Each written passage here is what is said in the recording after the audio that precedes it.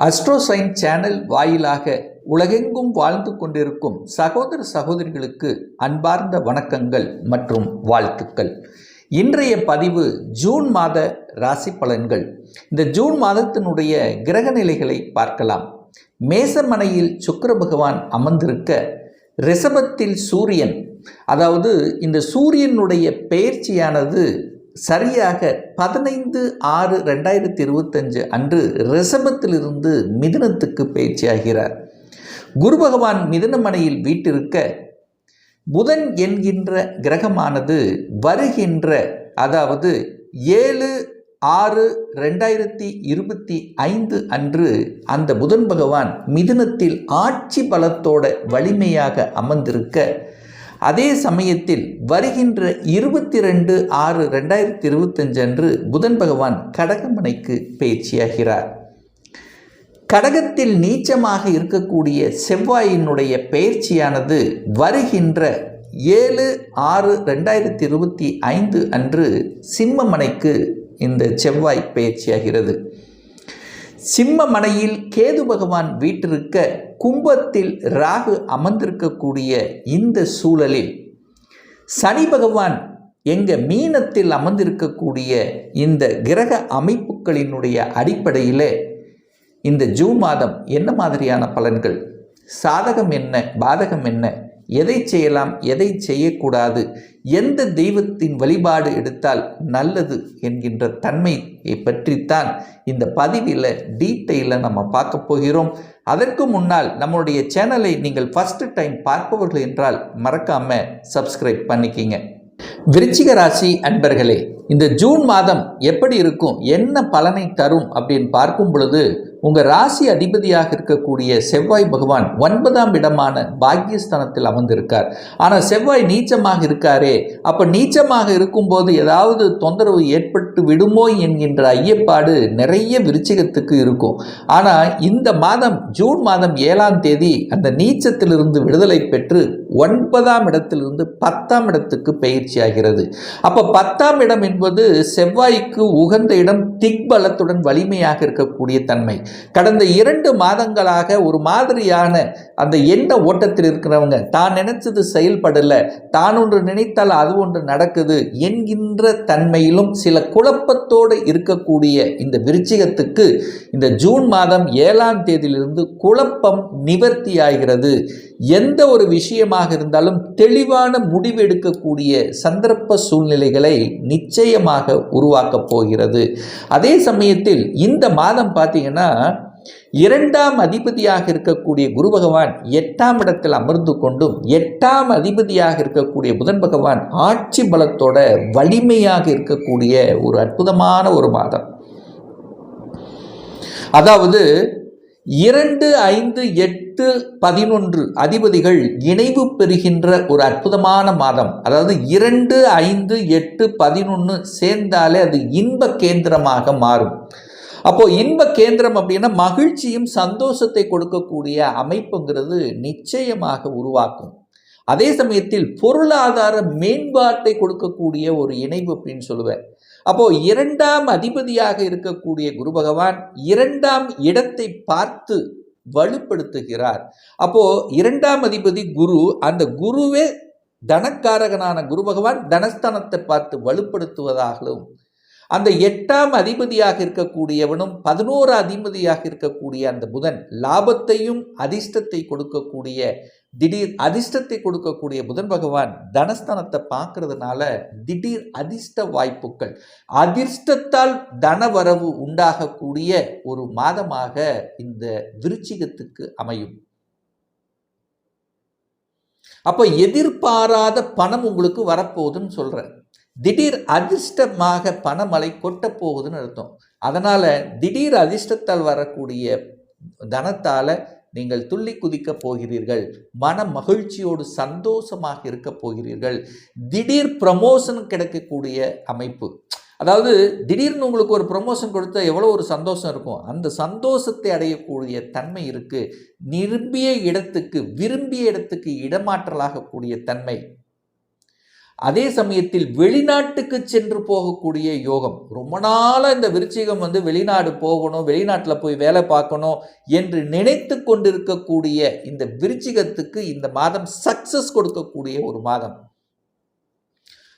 இடமாற்றத்தை கொடுக்கும், ப்ரமோஷனை கொடுக்கும், மாற்றத்தை கொடுக்கும்.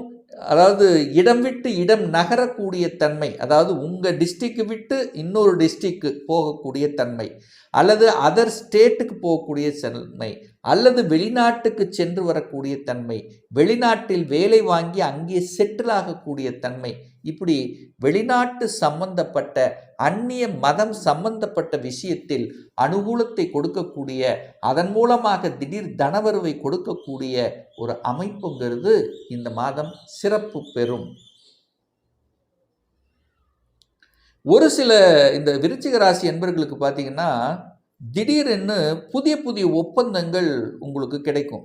எதிர்பார்த்து கொண்டு இருக்க ரொம்ப நாளாக ஒரு 2 மாதமாக இந்த ஒப்பந்தம் கிடைச்சா நல்லா இருக்கும்னு நினச்சிட்டு இருப்பீங்கள, இந்த மாதம் கிடைச்சிரும். கலைத்துறையில் இருக்கக்கூடியவர்களுக்கு திடீர் ஒப்பந்தம் கிடைக்கும், திடீர் அதிர்ஷ்டங்கள் கிடைக்கும், திடீர்னு ஷேர் மார்க்கெட்டில் பணம் ஏதாவது ஒரு வகையில் கிடைக்கும், இன்சூரன்ஸ் மூலமாக தன வருவாய் இருக்கும். கொடுத்து வைத்திருந்த பணம், ரொம்ப நாளாக கொடுத்து வைத்திருந்த பணம் இப்போ திடீர்னு உங்களுக்கு கிடைக்கக்கூடிய வாய்ப்புகள், சந்தர்ப்பங்கள். ஸோ இந்த மாதிரி நல்லது நடக்கக்கூடிய, இதன் மூலமாக உற்சாகம் திளைக்கக்கூடிய, அதே சமயத்தில் பார்த்தீங்கன்னா கணவன் மனைவி உறவாக இருந்தாலும் சரி, சண்டையிட்டு கொண்டு இருந்தவர்கள் இப்போ அந்த மனமாற்றம்ங்கிறது இருக்கும். பிரிந்து இருந்தவர்கள் கூட ஒன்று சேருவதற்கான சந்தர்ப்ப சூழ்நிலைகளை உருவாக்கக்கூடிய ஒரு மாதமாக இந்த விருச்சிகத்துக்கு நிச்சயமாக அமையும். விற்பனை ஆகாத நிலங்கள் விற்பனை ஆகக்கூடிய தன்மை இருக்கும். ரொம்ப நாளாக எதிர்பார்த்து காத்துட்டு இருப்பீங்க, இது விற்பனை ஆக மாட்டேங்குதே, விற்றா நல்லது, எனக்கு ஒரு செயல் செய்ய வேண்டியிருக்கு, ஒரு வீடு கட்டணும், இதை விற்றுட்டு இதை பண்ணலாம். ஸோ இந்த மாதிரி இருக்கக்கூடிய இந்த விருச்சிகத்துக்கு சக்ஸஸ் கொடுக்கக்கூடிய ஒரு மாதமாக நிச்சயமாக அமையும். இதில் எந்த மாற்று கருத்து இல்லை. ஆல்ட்ரு பண்ணுவீங்க, வீட்டை ஆல்ட்ரு பண்ணுவீங்க, ஒரு சேஞ்சஸை கொடுப்பீங்க. வித்தியாசமான தன்மையில், அதாவது உங்களுடைய உணர்வு, ராகு அங்கே உட்கார்ந்துருக்கார் அல்லவா, 4ஆம் இடத்துல ராகு இருக்கார். ராகுன்னு பிரம்மாண்டம், பெருசாக வீடு கட்டணும் அப்படிங்கிற எண்ண ஓட்டத்தை கொடுக்கும். சின்னதெல்லாம் அந்த எண்ணமே இருக்காது. பிரம்மாண்டமாக இந்த விருச்சிகத்துக்கு பார்த்துங்க, இப்போ பிரம்மாண்டமாக பெரிதாக வீடு கட்டணுங்கிற எண்ணம், அந்த வீடு ஆல்ட்ரு பண்ணுறது, ஒரு வித்தியாசமான ஒரு தோற்றத்தை காண்பிக்கிறது, அழகுபடுத்துவது, இதெல்லாமே இந்த மாதம் சிறப்பு பெறக்கூடிய ஒரு மாதமாக விருச்சிகத்துக்கு அமையும். குழந்தை நலன் சூப்பராக இருக்க போகுது. குருவும் புதனும் 8ஆம் இடத்தில் இருக்கு. மறைந்துள்ள ஞானம் கிடைக்கும். அதாவது கிடைக்காது என்று நினைத்து கொண்டிருப்பவர்களுக்கு கிடைச்சிரும்.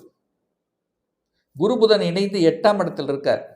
வலிகளையும் வேதனைகளையும் துக்கங்களையும் துயரங்களையும் கொடுத்து கொண்டிருக்கக்கூடிய விருச்சிகத்துக்கு அதன் மூலியமாகவே உங்களுக்கு இன்பம் கிடைக்கக்கூடிய அமைப்பு இருக்கும். ரொம்ப நாளாக வழக்கில் இருந்து கொண்டு, வழக்கினால் பிரச்சனை இருந்து கொண்டு, வழக்கு விடுதலையாயிரும், வழக்கிலிருந்து ஜெயிப்பீங்க, அதன் மூலமாக அனுகூலம் ஆதாயம் உண்டு.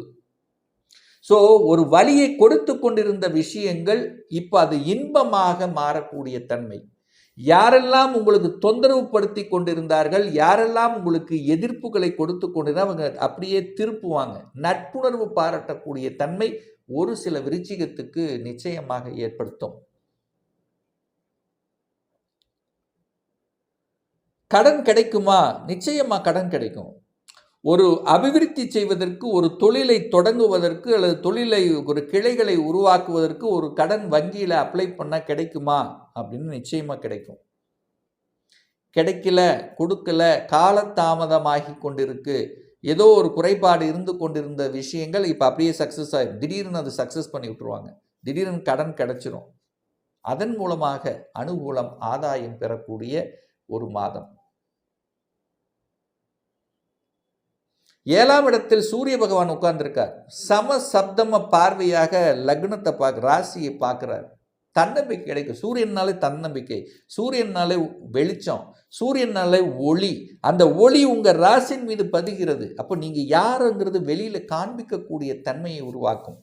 மற்றவருக்கு தெரியும் இவர் இன்னார் இவர் என்று மற்றவர்களுக்கு தெரியப்படுத்தக்கூடிய சில தன்மைகளை உங்களுக்கு உருவாக்கும். என சூரியன் ராசியை பார்க்குதல்லவா ஒரு நல்ல அமைப்பு. பிரகாசமாக சூரியன் எப்படி எல்லா இடத்திலும் சென்று வந்து கொண்டிருக்கிறதோ அதே போல நீங்கள் கடல் கடந்து எல்லா இடத்திலும் சென்று வரக்கூடிய ஒரு பாக்கியத்தை இந்த மாதம் நிச்சயமாக விருச்சிகத்துக்கு ஏற்படுத்தும்.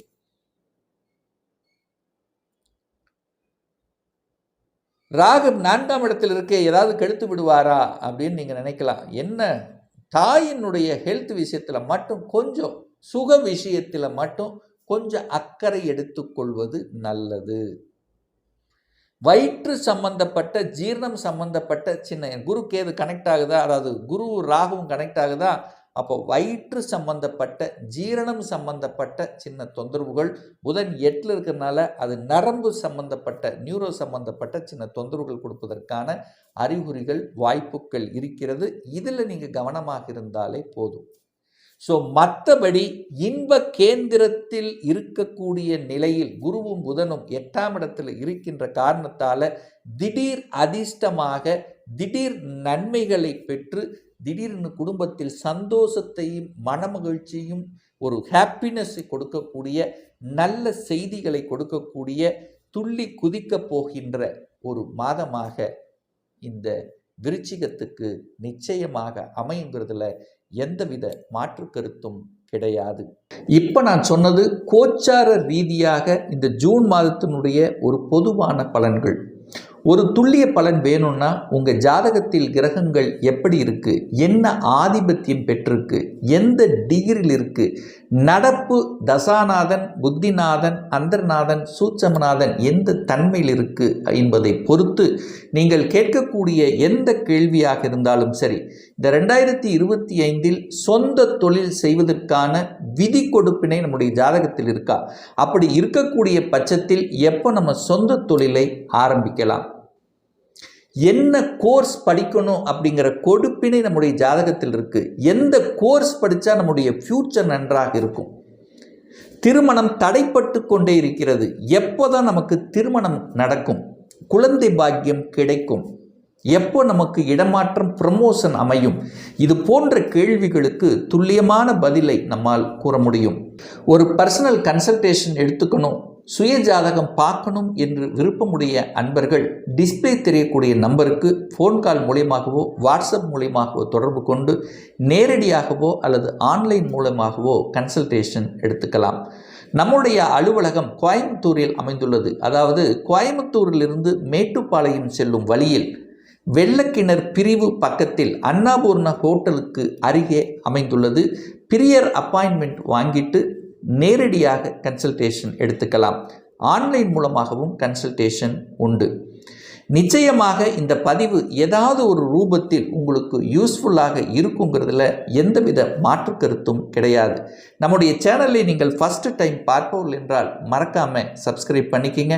பக்கத்தில் இருக்கக்கூடிய பெல் பட்டன் மற்றும் ஆல் நோட்டிஃபிகேஷனை கிளிக் பண்ணும்போது நான் போடக்கூடிய அடுத்தடுத்த பதிவுகள் உங்களுடைய நோட்டிஃபிகேஷனில் வந்து சேரும்.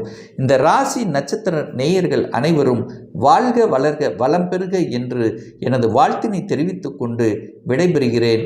நன்றி, வணக்கம், வாழ்த்துக்கள்.